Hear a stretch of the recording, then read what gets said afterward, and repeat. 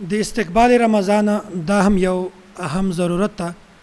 چې د رمضان مبارک په میاشت کې په خپل ځان باندې ډیر زیات بوج مراولي دا سه کار وی چې هغه ډیر وخت کار وی د بوج وال د مشقت وال کار وی هغه تاسو د شعبان په میاشت کې ختم کوئ مثلا په کور کې تعمیراتی کار وی یا په کور کې د رنګ کار وی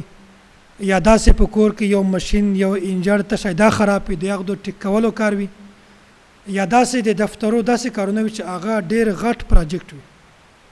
په هغه باندې ډیر زیات وخت لګیږي پوره ورځ سړی په هغه کاغذاتو باندې لګیاوي دته د روزي معلومات هم نه کیږي نو داسې خلکو ته پکار ده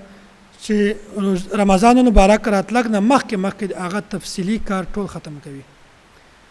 او رمضان مبارک میاشت کې دی په ځان باندې اسانتیا راولي ځکه چې دا میاشت د سړی صرف د عبادت لپاره خاص کوي او په دا میاشت کې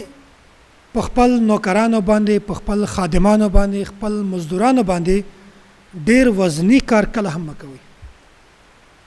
روزه نه بغیر تا د مزدور نه 8 غنټه کار اخلي په روزه کې 15 غنټه زنه اخلي 4 غنټه زنه اخلي په عام وخت کې په مزدور باندې ته وزنی کار کوي سخت کار کوي دروند کار کوي د مشقت ول کار کوي رمضان مبارک په میاشت کې په هغه باندې مشقت کار مکو په دا میاشت کې هغه ته اسانتیا جوړه کا سہولت ورته جوړ کا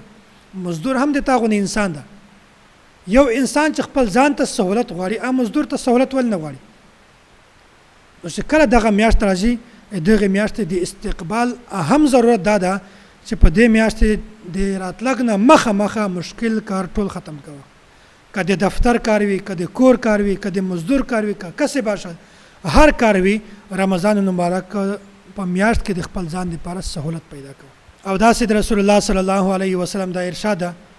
وای د رمضان مبارک په میاشت کې چکم سړی په خپل خادم باندې خپل غلام باندې مزدور باندې بوج سوکه کې هغه نه کار کم واخلي هغه ته مشکلات نه کی جوړ هغه ته سہولت جوړ کی بیا الله تعالی د انسان مغفرت فرمایي او الله تعالی دا سړی د جهنم د ور نه ساتي څومره غټه خبره ده چې یو سړی په دغه میاشت کې خپل غلام ته خپل مزدور ته سہولت جوړ کی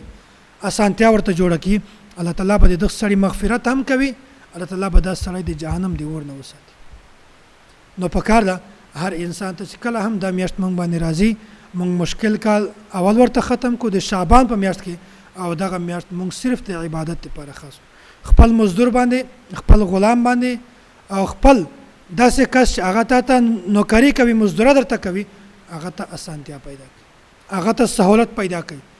هغه باندې ډیر وخت کار مکوي لکه څنګه چې ځان ته سہولت غواړي داسې هغه لپاره هم سہولت غواړي نو دې د وجنه چې کله رمضان مبارک میاشت راځي په دې میاشت کې خپل ځان ته سہولت جوړوي او خپل مزدورانو ته سہولت جوړوي